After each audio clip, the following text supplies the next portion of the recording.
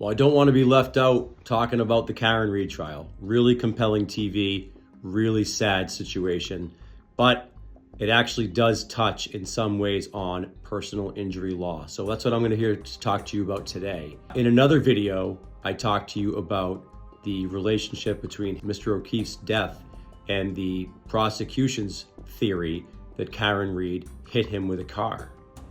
There's also a theory in this case being espoused by the defense, and that theory is that at least in part his injuries were resulting from an attack by a dog.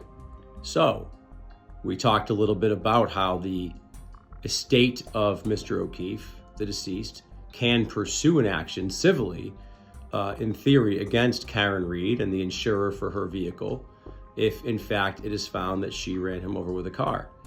Likewise, the estate can also pursue a claim against the owner of this dog that allegedly attacked Mr. O'Keefe and resulted in his injuries, or at least some of his injuries. That is another theory of liability for his injuries that someone on his behalf can pursue.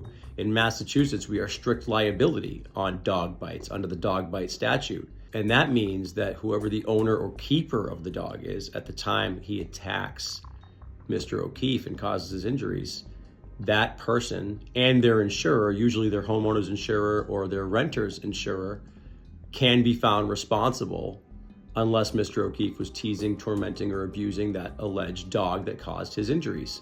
So you wouldn't think that the Karen Read trial would touch too much on a personal injury matter, but in a lot of ways it does. There's civil and there's criminal types of law in this context.